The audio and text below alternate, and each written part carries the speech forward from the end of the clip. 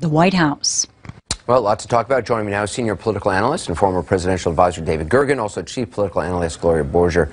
So, David, I mean, Trump's obviously trying to use the rise in Obamacare rates to chip away at Clinton's lead. Do you see that working? Because as Michelle reported, there are some big increases in premiums. Well, in an ordinary campaign, Anderson, this would be big news, and it would hurt the incumbent, in effect, Hillary Clinton, and her campaign. Because, after all, the Republicans, Trump, have been saying for a long time we were going to see these kind of spikes. And when the Obama people come back and say that, well, you know, a lot of people are going to get subsidies, well, guess who pays for those subsidies? Taxpayers do. Right. So the money comes out of somebody's pocket to pay for all this. But having said that, first of all, Trump has run such an incendiary campaign. I think it's really difficult now to pry people away. And secondly, he himself fumbled when he went out today to talk about this. He first talked about all the agony his employees were going through because of Obamacare. He didn't seem to realize that he, in fact, his company was actually covering a number of people. At least that was the story, the subsequent damage control story. So the whole thing is that I think this is going to have less impact than would ordinarily occur. Yeah, I mean, Gloria, he's certainly stepped on, you know, his ability, which yet again raises the question, is he the best messenger to, you know, effectively prosecute the case against Obamacare and against Hillary Clinton on this? Obamacare has always been an issue of his, but not his signature issue like building the wall, for example. And he clearly doesn't have a lot of facility in terms of talking about health care, as, you know, as David was pointing out. I think a problem he's got also is that 7 million people have already voted. And I think that the people who hate Obama and Obamacare are already Trump voters. So the question is, how many undecided voters or independent voters could this potentially move? And at this point, I think the cake is kind of baked on that issue. People have decided on Obamacare. And also, he's not really the one to prosecute the issue because he can't stay on a single message. He had a revealing interview with Rush Limbaugh today in which he said, people want me to stay on Obamacare, but I have to defend myself on the women issues. Right. Limbaugh asked him about it, and he just admitted it. Other people say stay on jobs, stay on Obamacare, and repealing and replacing it. So I guess it's two theories. And he said, I would rather fight it. People say you shouldn't do that, just go along. And by fight it, he means fighting on the women front. So he hasn't given up on that. And David, when Trump says, as he often does, that he would repeal and replace Obamacare, the obvious question is, what are you going to replace it with? And he doesn't really offer a lot of specifics, and also says that that pre-existing conditions are going to get covered, which is just hard to kind of, you know, square that. I think that's right, Anderson. And I think what we do know now is that some sort of national health care that applies to everybody is going to be our future. We're not going to go back to the system we had before.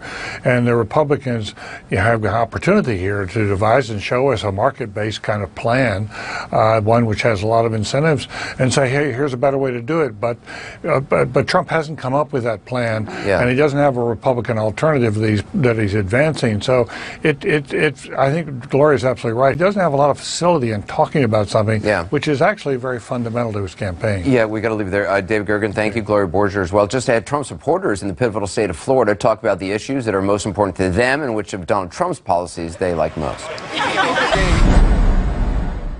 Who've accused him of sexual assault. For months, many of his advisors and surrogates, as Gloria just pointed out, and Rush Limbaugh as well, have been urging him to ditch the sidebar attacks and stick to the issues.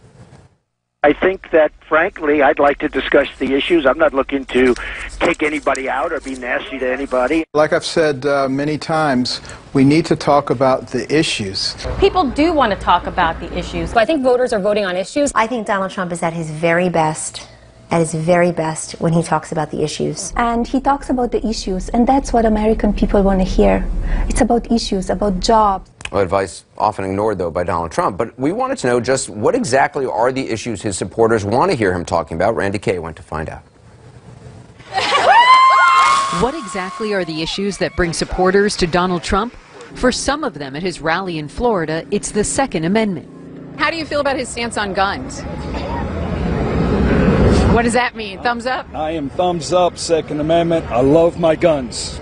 This Trump supporter also believes he will protect her right to own a gun. I like that he wants to support the average citizen's right to own guns and protect ourselves not only from criminals but from our government if they would go dictatorship or go too much control. Voter Ian Smith likes Trump's talk of sealing our borders and imposing term limits for Congress, too.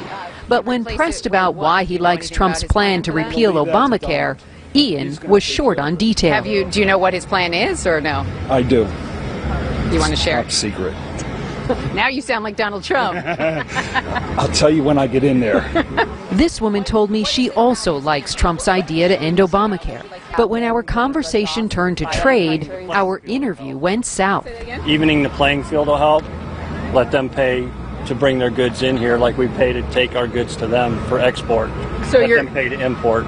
So you're all for him renegotiating NAFTA and getting rid of TPP? Well, yes.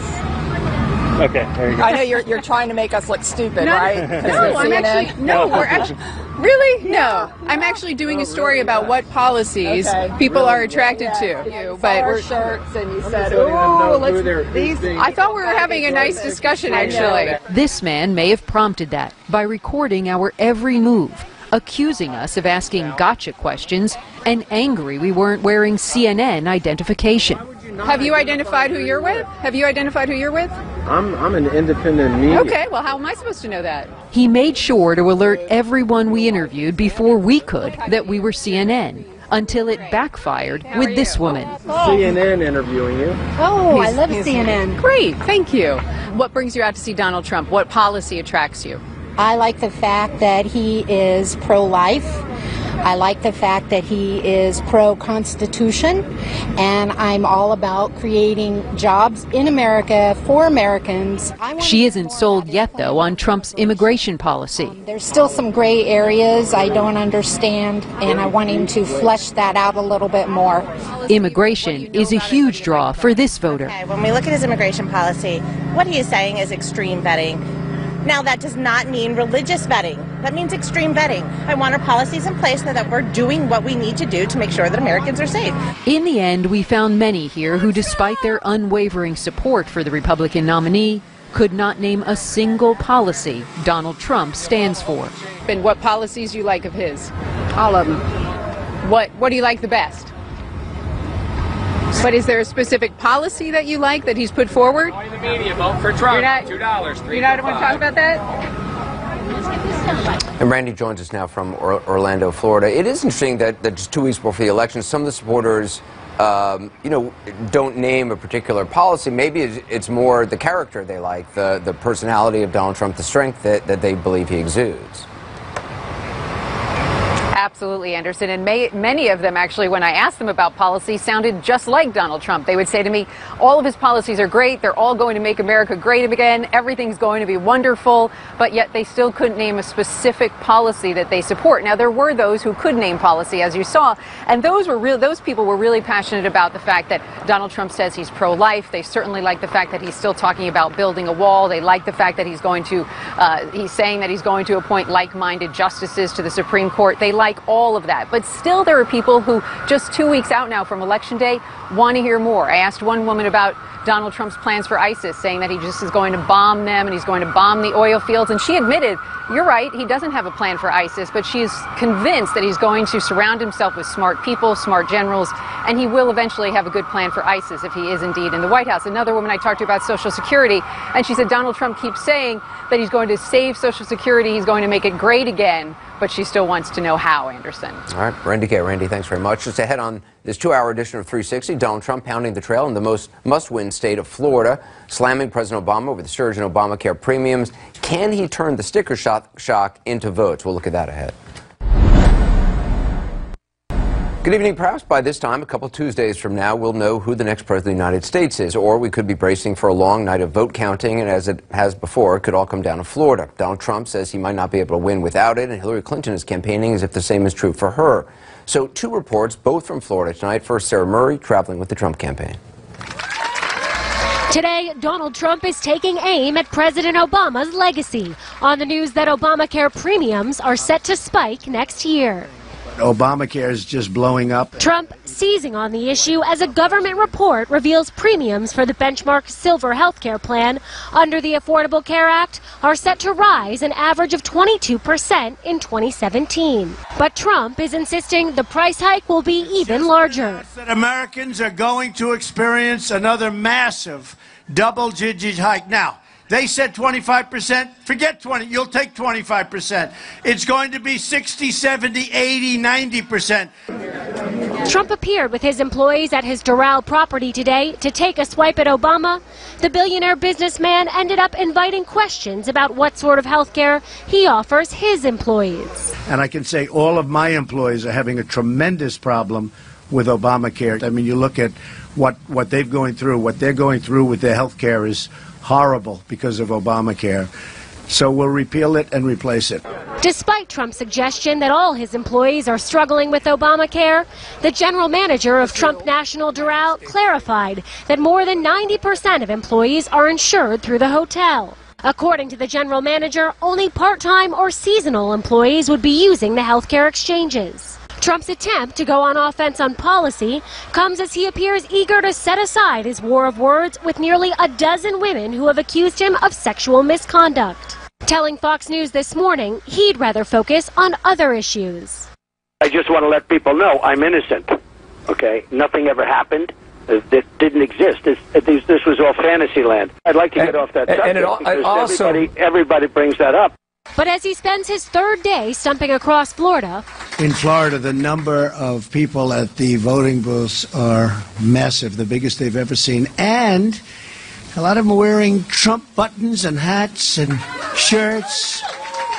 So I assume they're voting for us, right? Trump's electoral challenges are growing more pronounced. A new Monmouth University poll in Arizona, a state that hasn't voted for a Democrat since Bill Clinton in 1996, shows Hillary Clinton nipping at Trump's heels.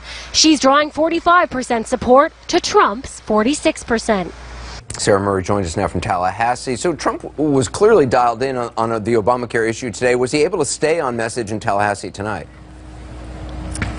Anderson, he made it almost all the way there. He did talk about Obamacare here in Tallahassee, but then he started mocking Vice President Joe Biden, calling him a tough guy and indicating that he would be willing to fight Biden. That's after a couple days ago, Biden said he wished the two of them were in high school so he could take Donald Trump behind the gym. It gives you a sense how there's still this push and pull between what Donald Trump's advisors want him to talk about and the fact that he just feels the need to hit back at anyone who is critical of him. All right, Sarah Murray, Sarah, thanks. Judging by the battleground polls, Hillary Clinton does not need Florida to win the election. She's got any number of winning combinations, unless, of course, the polling changes drastically. Still, or is it incorrect? Still, 29 electoral votes is tempting to any campaign.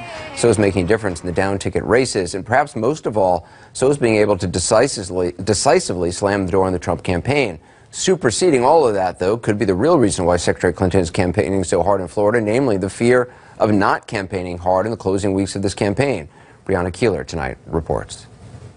There are just 14 days, 2 weeks from today. Hillary Clinton eyeing the Sunshine State and its 29 electoral votes today. So please join me.